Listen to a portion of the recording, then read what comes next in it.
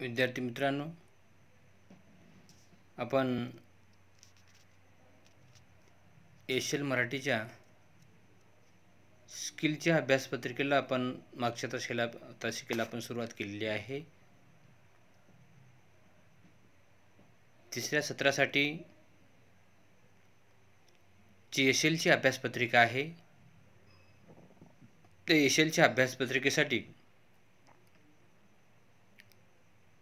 4 प्रकरणं आहेत. त्या 4 प्रकरणापैकी आपण पहिल्या प्रकरणाला आपण मागच्या तासिकेला आपण सुरुवात केलेली आहे. 4 प्रकरणामध्ये पहिलं प्रकरणाचं नाव आहे संभाषण कौशल्ये. आणि या संभाषण कौशल्ये या प्रकरणामध्ये 5 घटकांचा समावेश आहे. फक्त संभाषण कौशल्ये म्हणून या प्रकरणाचा विचार करता येणार नाही, तर या प्रकरणामध्ये 5 घटकांचा समावेश संभाषण कौशल्यामध्ये आहे. त्यामध्ये पहिला घटक आहे संवाद, दुसरा घटक आहे संभाषण, तिसरा घटक आहे निवेदन, आणि चौथा घटक आहे वक्तृत्व, आणि 5वा घटक आहे ई संभाषण. अतिशय महत्त्वाचे घटक या पहिल्या प्रकरणामध्ये आहेत, आणि त्या पहिल्या प्रकाराचं नाव आहे संभाषण कौशल्य. आता या 5 घटकापैकी आपण पहिल्या घटकाचा विचार करणार आहोत, आणि त्या घटकाचं नाव आहे संभाषण. आता संभाषण कशाला म्हणतात? संभाषण म्हणजे काय? खरंच व्यक्तिमत्व विकासासाठी संभाषणाची गरज आहे का, आवश्यकता आहे का, याचाही विचार आपण या घटकाच्या अनुषंगाने करणार आहोत. मुलांनो, दैनंदिन जीवन जगत असताना किंवा जगताना, कारण संभाषण ही प्रक्रिया फार महत्त्वाची आहे. संभाषणाशिवाय आपल्याला दैनंदिन गरजा किंवा दैनंदिन गरज आपली पूर्ण होणार नाही. कारण संभाषण जर आपलं चांगलं असेल, व्यवस्थित असेल आणि सुव्यवस्थित असेल, तरच आपली वाटचाल होऊ शकते, अन्यथा होऊ शकणार नाही. आता संभाषण म्हणजे काय? संभाषण म्हणजे दुसरं तिसरं काही नसून, आपण मागच्या तासाला आपण संवाद पाहिलेला मुलांनो. संवाद या घटकाचा विचार केलेला आहे. माणसाचा संवाद कसा असला पाहिजे, संवाद कसा केला पाहिजे, संवादाचे काय कोणकोणती माध्यमं आहेत, आपण त्याचा विचार केलेला आहे. आपण आजच्या तासाला आपण संभाषण कौशल्य हे जे प्रकरण आहे, या प्रकरणातील दुसऱ्या घटकाला आपण सुरुवात केलेली आहे, आणि त्या घटकाचं नाव आहे संभाषण. संवाद म्हणजे फक्त बोलणे. आता संभाषण म्हणजे समोरच्या व्यक्तीशी किंवा समोरच्या समूहाशी, समोरच्या एकापेक्षा अनेक व्यक्तीशी आपल्या मनातील विचार, भावना, कल्पना त्यांच्याशी किंवा इतरांशी बोलून किंवा लिहून व्यक्त करणे, त्याला संभाषण असं म्हणतात. त्याला संभाषण असं म्हणतात म्हणून. संभाषणाची संकल्पना किंवा कन्सेप्ट अवघड आहे, गुंतागुंतीची आहे असं मुळीच नाही, अजिबात नाही. कारण आपण संभाषण आपला शब्द आपल्या परिचयाचा आहे. संभाषण हा शब्द आपल्याला ज्ञात आहे, माहीत आहे. परंतु नेमक्या शब्दामध्ये संभाषणाची व्याख्या किंवा संकल्पना कशी मांडावी लागेल, याचा विचार आपल्याला या दृष्टीने करणं गरजेचं आहे मुलांनो. आता माझ्या मनामध्ये, तुमच्या मनामध्ये, इतरांच्या मनामध्ये माणूस म्हटल्यानंतर प्रत्येकाच्या मनामध्ये प्रत्येकाला एक मन आहे मुलांनो. प्रत्येकाला मन आहे. मनाशिवाय एकही व्यक्ती या जगात नाही. माणूस म्हटलं की त्याला मन आहेच, त्याला मन आलंच. मग तो विचार करतो, मनातली विचार तो विचार करतो. कोणी बोलून दाखवतं, कोणी बोलून दाखवत नाही, कोणी व्यक्त होतं, कोणी व्यक्त होत नाही. म्हणून मनातली विचार, ते विचार चांगले असतील, वाईट असतील, विचार, भावना, दुःख, कल्पना इतरांशी बोलून दाखवतं, कोणी शेअर करतं. बोलून दाखवणे किंवा लिहून दाखवणे, लिहून व्यक्त करणे, याला संभाषण असं म्हणतात.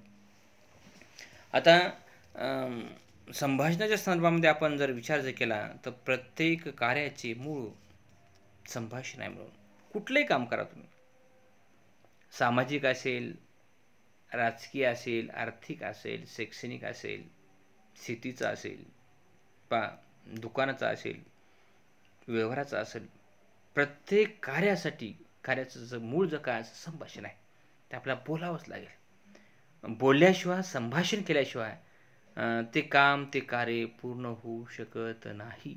असं एखादी तरी काम दाखवा की संभाषणाविना ते काम पूर्ण झालेलं आहे. असं होऊ शकत नाही मुलांनो. ते कार्य करण्यासाठी, पूर्णत्वाकडे घेऊन जाण्यासाठी आपल्याला संभाषण साधावं लागेल मुलांनो. संभाषण साधल्याशिवाय आपल्याला कोणीच मदत करणार नाही. संभाषणाची हाक मारल्याशिवाय कोणीच होऊ देणार नाही. याचाच अर्थ संभाषण किती महत्त्वाचं आहे मानवी जीवनामध्ये. मानवी जीवनामध्ये संभाषणाला आणण्याने साधारण अशा प्रकारचं महत्त्व आहे. कारण संभाषणाला आपण टाळू शकत नाही, वगळू शकत नाही. इतकं म्हणजे संभाषणाला माणसाच्या जीवनामध्ये अधोरेखित करावं लागेल मुलांनो. तेव्हाच माणसाला पुढे जाता येतं. अन्यथा कुठलं क्षेत्र घ्या, कलाक्षेत्र घ्या, कला क्षेत्रात संगीत आहे, नृत्य आहे, नाटक आहे, गायन आहे, वादन आहे, तबला आहे, सगळंच घ्या. संभाषण करावं लागेल मुलांनो. आपली जी कला आहे ती सादर करावी लागेल ना, लोकांना दाखवावी लागेल, लोकांना सांगावे लागेल, लोकांच्या मांडावे लागेल, प्रेझेंटेशन करावं लागेल. तेव्हाच अरे वा, ही कला फार छान आहे बरं का. कथकली नृत्य आहे, एखादं गायन आहे, एखादं भाषण आहे, काय सगळं काही, एखादं अध्ययन आहे, एखादं अध्यापन आहे, एखादे विचार आहेत. त्याशिवाय माणूसच कळणार नाही मुलांना. कमी शब्दामध्ये असेल, जास्त शब्दामध्ये असेल, कर्कश आवाजामध्ये असेल, मृदू मंजूळ आवाजामध्ये असेल, पण कुठल्या तरी आवाजामध्ये, ध्वनीमध्ये त्याचं हितगुज करावं लागेल. हितगुजाशिवाय तर आपल्याला आपल्या हाती काहीच लागणार नाही. साहित्याचं क्षेत्र आहे, साहित्याच्या क्षेत्रात संभाषण करावं लागेल ना. एखादं समजा बोलून संभाषण करावं लागेल, लिहिणे सुद्धा संभाषण आहे म्हणून. लिहून व्यक्त होणे सुद्धा त्याला संभाषण म्हणतात. आता काही माणसं खूप बोलतात, मोकळं बोलतात, खळखळ बोलतात, धबधब्यासारखं असं भदभद सुद्धा बोलतात. कोणी अतिशय मंजूळ आवाजात सुद्धा व्यक्त होणारी माणसं आहेत. काही कविता लिहितात, काही कथा लिहितात, काही नाटकं लिहितात, काही अनेक वाङ्मय प्रकार लिहितात मुलांना. त्याला सुद्धा संभाषण म्हणतात. हे लिखित संभाषण झालं. काय लिखित संभाषण झालं. संभाषण माणसाला कोणत्या तरी माध्यमातून व्यक्त व्हावंच लागेल मुलांना. व्यक्त जर होत नसाल तुम्ही तर तुमच्यामध्ये धसपूस, घुसमट, अटॅक, हार्ट अटॅक असे प्रकार होऊ शकतात. मला कोणत्या तरी माध्यमातून तुम्ही बाहेर पडलं पाहिजे. तुमच्या मनामध्ये जो काही विचार, जे काही विचारांचा कल्लोळ सुरू आहे, जो काही गोंधळ सुरू आहे, तो गोंधळ, तो विचार, ती भावना, ती कल्पना, तो राग, ते प्रेम, तो द्वेष बोलण्याच्या माध्यमातून, लिहिण्याच्या माध्यमातून तो व्यक्तच झाला पाहिजे मुलांना. त्याशिवाय पर्यायच नाही. अन्यथा माणूस अस्वस्थ होऊ शकतो. आता वक्तृत्व आहे, अनेक मुलं, मुली, विद्यार्थिनी, प्राध्यापक, शिक्षक संभाषण साधतात मुलांना. आणि हे संभाषण ऐकल्यानंतर, श्रवण केल्यानंतर अरे वा, काय छान सुंदर शिकवतात सर. बस सरांच्या विषयाच्या अध्यापनाला तोडच नाही, जोडच नाही. इतकं मौल्यवान सरांचं अध्यापन आहे. एखादा मुलगा भाषण करत असेल, एखादा मुलगा सूत्रसंचालन करत असेल, असे अनेक संभाषणाचे मार्ग आहेत. निवेदन आहे, टी व्हीवरलं निवेदन, रेडिओवरलं निवेदन, शाळेतलं निवेदन, अनेक वेगवेगळे माध्यम आहेत. पत्रकारातलं निवेदन आहे, त्यानंतर मुलाखत आहे. मुलाखत संभाषण साधावं लागेल. मुलाखतीमध्ये संभाषणाशिवाय पर्यायच नाही. तुम्ही जर गेला नटाफटा करून किंवा मेकअप करून, इनशर्ट करून जर तुम्ही जाऊन समोर जर बसलात आणि समोरचे जे तज्ज्ञ मंडळी जर प्रश्न विचारायला लागले, तुम्हाला त्या प्रश्नाचं उत्तर अचूक शब्दामध्ये, नेमक्या शब्दामध्ये द्यावं लागेल. तुम्हाला भरपूर इकडे मार्क, 80-90% मार्क आहे. तुम्ही विद्यापीठामध्ये मेरिटमध्ये आल्या, तुम्ही गुणवत्ता यादीमध्ये आल्या, तुम्हाला सुवर्णपदक मिळालेलं आहे. परंतु तिथं जर बोलत नसाल तुम्ही तर तुमची निवडसुद्धा कोणीच करणार नाही मुलांना. कोणी निवड करणार नाही. कारण संभाषणाला महत्त्व आहे. संभाषणातून बऱ्याच गोष्टी कळतात. राजकारण आहे. राजकारण तुम्हाला माहीत आहे, स्वर्गीय गोपीनाथराव मुंडे, त्यानंतर स्वर्गीय विलासराव देशमुख, देशाचे पंतप्रधान नरेंद्र मोदी, अनेक माणसं घ्या तुम्ही. कारण राजकारणामध्ये बोलण्याशिवाय पर्याय नाही मला. कारण राजकारण हे आपलं लोकांना आपल्या भाषेमध्ये आपल्या विचारातून लोकांना समजून द्यावं लागतं. लोकांची मतं खोडावी लागतात, खंडन करावं लागतं. आपल्या देशाचे, आपल्या राज्याचे मुख्यमंत्री पहा, उद्धव ठाकरे किती चांगल्या पद्धतीने संभाषण साधतात. अतिशय सक्षम पद्धतीने जी भाषा, भाषाप्रभुत्व, शब्दांची फेक पहा, शब्दांचा साठा, अर्थकारण घ्या, क्रीडा घ्या, कीर्तन घ्या बा म्हणून संभाषण कीर्तन बा. महाराज लोक संभाषणाच्या माध्यमातून किती पैसे कमावा लागलेले आहेत सांगा ना, किती पैसे कमावा लागलेत. बाबा महाराज सातारकरांची फी 1,00,000 रुपये, 1.5 लाख रुपये आहे मुलांनो. इंदुरीकर महाराज 50,000 आहेत, 1,00,000 रुपये आहेत मुलांनो. कीर्तन, कारण संभाषण कौशल्य त्यांच्याकडे खूप चांगलं आहे, प्रभावी आहे, परिणामकारक आहे. वेगवेगळ्या विषयावर, वेगवेगळ्या घटकावर, वेगवेगळ्या प्रसंगावर अतिशय चांगल्या पद्धतीने ते निरूपण करतात. हरिनाम संकीर्तनाच्या माध्यमातून संसारावर बोलतात, शेतीवर बोलतात, राजकारणावर बोलतात, आजच्या युवा पिढीवर बोलतात मुलांनो. त्यानंतर प्रवचनसुद्धा आहे. पण दोन्ही काम होतं. लोकांचं प्रबोधनही होतं, लोकांचं मनोरंजन होतं, समाज जागृती, समाजप्रबोधन आणि पैसासुद्धा मिळतात मुलांना. अशा प्रकारचं संभाषण ही महत्त्वाची कला आहे. त्यानंतर गायनसुद्धा आहे, अनेक लोक गात आहेत. त्यानंतर शिक्षक घ्या मुलांनो, शिक्षक घ्या, कारण शिक्षकी पेशाला संभाषणाशिवाय पर्याय नाही.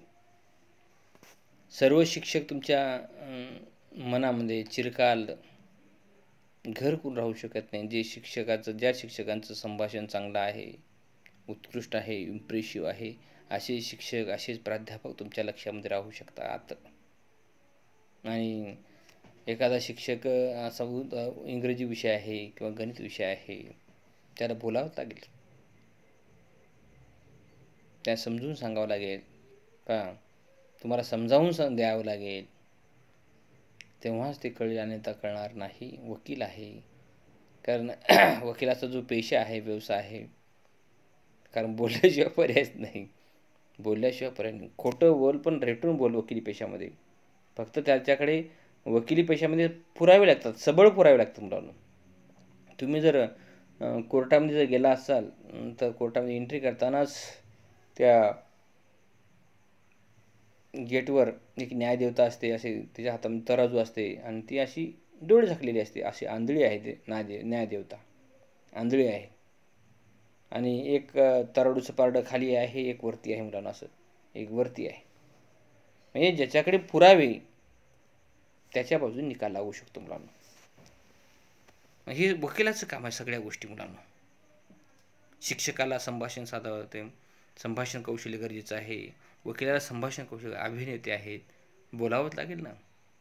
एखादा अभिनेता किंवा एखादी अभिनेत्री खूप सुंदर आहे, देखणी आहे, परंतु जर बोलता येत नसेल, गाता येत नसेल, संवाद साधता येत नसेल आणि संभाषण करता येत नसेल तर काहीच उपयोग नाही मुलांनो.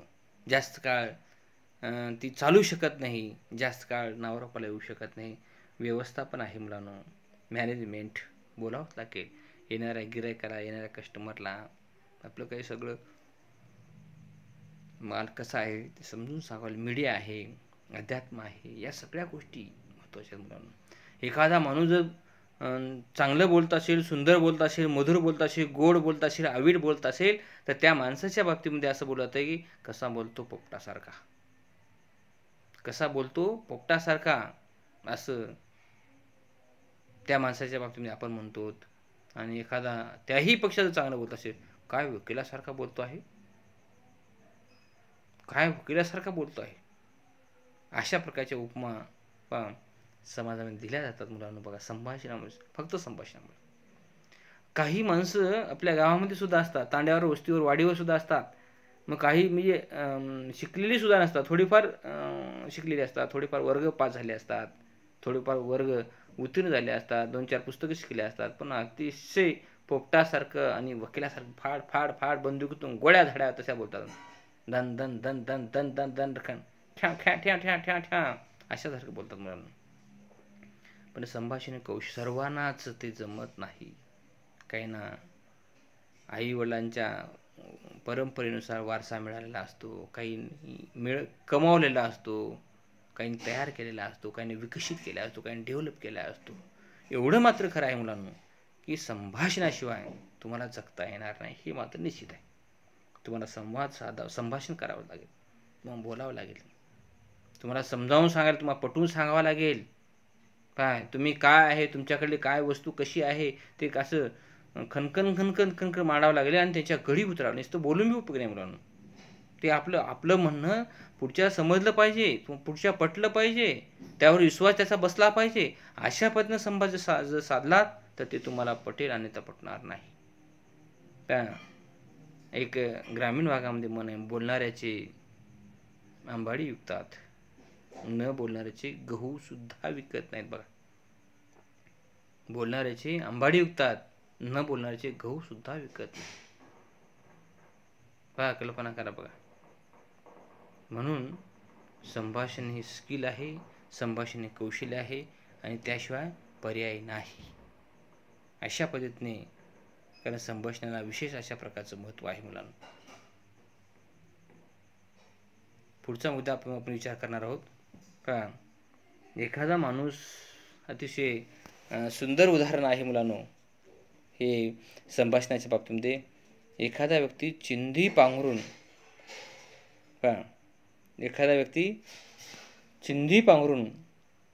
सोनं जर विकत असेल,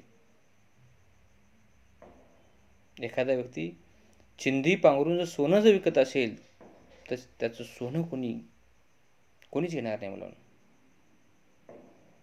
कोणी घेणार नाही. कारण मधी काय आहे, त्यामध्ये काय दडलेलं आहे, कोणते घटक आहेत, कोणते सत्व आहेत, कोणती क्वालिटी आहे, किती चवदार आहे, किती चिरकाल आहे, किती सुंदर आहे, हे मधी कोणी पाहिले? मधी कोणीच पाहिलेलं नाही. वरून काय आहे? चिंधीला कोण विचारणार आहे? चिंधी म्हणजे फाटलेली, तुटलेली, तुकडे जोडलेले चिंध्या असतात मुलांनो. चिंध्याची गोधडी तयार केली जाते. गोधडीकडे पाहण्याचा दृष्टिकोन चांगला नाही. हे का चिंधी पांघरून सोनं जर विकण्याचा प्रयत्न केलात तर तुमच्याकडे कोणी पाहणार सुद्धा नाही. आता सोनं पांघरून जर चिंधी विकण्याचा प्रयत्न, तर तुमची चिंधी खूप खप होईल. चिंधीचा मुलांना, चिंधीचा खूप. सध्याचं जे जग आहे हे 21वे शतक जे आहे मुलांना, संभाषण कौशल्याचं शतक आहे. संभाषण कौशल्याचं शतक आहे. चिंधी पांघरून सोनं विकण्याचं जग नाही, कारण सोनं पांघरून चिंधी विकणाऱ्याचं जग आहे. अशी जर माणसं असतील आणि असं जर कौशल्य असेल तरच तुम्ही चांगल्या पद्धतीने पायावर उभं राहू शकता आणि चांगल्या पद्धतीने तुम्ही वाटचालसुद्धा करू शकता. अन्यथा करू शकणार नाही. काळ तुम्हाला माफ करणार नाही. कोणतं कौशल्य मिळवायचं, कोणतं कौशल्य कमवायचं आणि कोणतं कौशल्य गमवायचं तुम्ही ठरवा मुलांनो. त्याशिवाय तो आज जगता येणारच नाही. इतकी स्पर्धा वाढलेली आहे, प्रचंड स्पर्धा वाढली, इतकी म्हणजे प्रचंड वाढलेली आहे स्पर्धा. कारण ही जी संस्कृती आहे, हे जे जग आहे सध्याचं ग्लोबलायझेशनचं जग आहे मुलांनो. जागतिकीकरण, वैश्वीकरण, यामुळे खाजीकरण, उदारीकरण आणि जागतिकीकरण, वैश्विक जग निर्माण झालेलं आहे, एकवटलेलं आहे, एकत्र आलेलं आहे, अगदी जवळ आलेलं आहे मुलांना. आणि त्यामुळे तुमच्याकडे कितीही जरी क्वालिटी जरी असेल तर तुमच्या क्वालिटीमध्ये कोण दाखवणार नाही. तुम्ही ती क्वालिटी कशी आहे, किती महत्त्वाची आहे, याचा काय फायदा होणार, याचा काय, ते तुम्ही समजावून सांगितली पाहिजे तुमच्या भाषेमध्ये. आणि तुमची भाषा ही तितक्याच आकर्षकतेची असली पाहिजे. तुमचं संभाषण तेवढ्या उंचीचं असलं पाहिजे, तेवढ्या क्वालिटीचं असलं पाहिजे. तेव्हा तुमच्याकडे आकर्षित होईल समाज, अन्यथा होणार सुद्धा नाही. पारंपरिक माध्यमं संभाषणाची अनेक माध्यमं आहेत मुलांनो. पारंपरिक संभाषणाची अनेक माध्यमं होती पूर्वी. आता जग बदललेलं आहे. तंत्रज्ञानाने प्रचंड मोठी प्रगती केली आहे मुलांनो. परंतु पारंपरिक त्या काळामध्ये सध्या तंत्रज्ञानाने प्रगती केलेली, विकास डेव्हलप केलेला आहे. पण पूर्वीच्या काळी संभाषणाची सुद्धा अनेक माध्यमं होती. त्यामध्ये दवंडी होती, कीर्तन होतं मुलांनो. आज सुद्धा कीर्तन जिवंत आहे मुलांनो. कारण त्या कीर्तनामध्ये तेवढी ताकद आहे, तेवढी क्षमता आहे, तेवढी ऊर्जा आहे आणि तेवढी जादू सुद्धा आहे माणसांना चिकटवून ठेवण्याची. म्हणून कीर्तन ही कला, कीर्तन हे कौशल्य आज सुद्धा तितकंच जिवंत आणि प्रत्येकारी सुद्धा आहे. प्रवचन आहे, प्रवचनासुद्धा महत्त्वाची कला आहे. प्रवचन सुद्धा संभाषण कौशल्य आहे. पूर्वीच्या काळी हेच होते, दवंडी, कीर्तन, प्रवचन, भारुड या माध्यमातून विचारांचा प्रसार केला जात होता. ही प्रसाराची माध्यम आहेत मुलांनो. एखादा विचार, एखादं काम, एखादा संस्कार, एखादा मूल्य विचार या माध्यमातून प्रसारित केली जात होती. लोकांच्या मनामध्ये गळी उतरण्याचं काम या पारंपरिक माध्यमातून पूर्वीच्या काळी केलं जात होतं मुलांनो. त्यानंतर दशावतार आहे, तमाशा आहे, पोवाडा आहे, पत्र, ही सर्व पारंपरिक माध्यमं आज सुद्धा आहेत.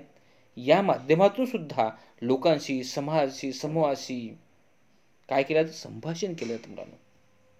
आणि याचा प्रभाव, इफेक्ट माणसावर होतो, व्यक्तीवर होतो, व्यक्तीसुद्धा होतो.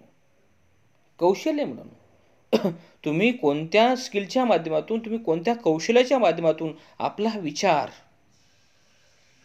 आपलं उत्पादन, आपलं माध्यम, आपला व्यवसाय पोहोचू शकता, ते महत्त्वाचं आहे मुलांनो. तुम्ही संभाषणाचं माध्यम कोणतंही वापरा, ते लोकांनी स्वीकारलं पाहिजे.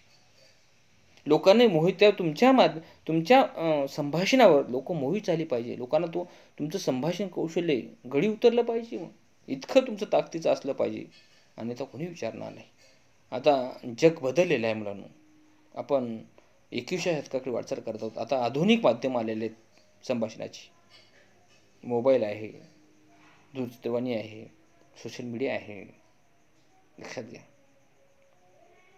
ही सुद्धा माध्यमं तेवढ्याच ताकदीची आहेत, जलद गतीची आहेत. ही संभाषणाची माध्यम आहेत म्हणून. आता या पारंपरिक माध्यमामध्ये आपण प्रत्यक्ष पाहू शकतो, आपण ऐकू शकतो. हे संभाषण साधणारा व्यक्ती आणि ऐकणारा व्यक्ती समोरासमोर असतात. परंतु आधुनिक माध्यमामध्ये, आधुनिक संभाषणाच्या माध्यमामध्ये फक्त एकच व्यक्ती समोर असतो मुलांनो.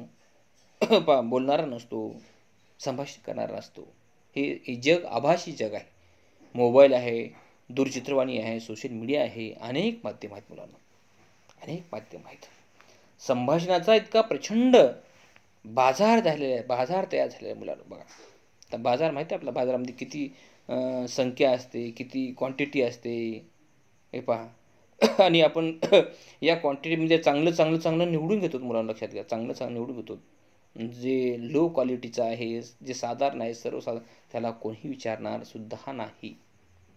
तर पहा, संभाषण किती महत्त्वाचं आहे यावर तुम्हाला अंदाज येऊ शकतो. तर बोलणारा व ऐकणारा यामध्ये सुद्धा संभाषण आहे. बोलणारा व ऐकणारा यामध्ये सुद्धा संभाषण होतो. मित्रमैत्रिणीमध्ये संभाषण, आईवडिलांमध्ये संभाषण, दुकानदार, नातेवाईक, शेजारी, अनेक घटकामध्ये संभाषण आहे. संभाषण किती प्रभावी होतं, परिणामकारक होतं, त्यावर त्यातला विचार, त्यातलं गुण, त्यात इतर घटक सगळे अवलंबून असतात, अन्यथा नसतात. म्हणून संभाषण किती महत्त्वाचं आहे हे आपण ठरवू शकतो मुलांनो. बाकीचा जो आपण आता संभाषणाच्या प्रकाराचा आपण विचार करणार आहोत मुलांनो. संभाषणाचे प्रकार. आता आपण संभाषण कशाला म्हणतात, संभाषण स्वरूप काय आहे, संभाषण वैशिष्ट्य काय आहे, त्याचा विचार केलेला आहे. आपण आता उद्याच्या तासाला आपण संभाषणाच्या प्रकाराला आपण सुरुवात करणार आहोत. तोपर्यंत धन्यवाद.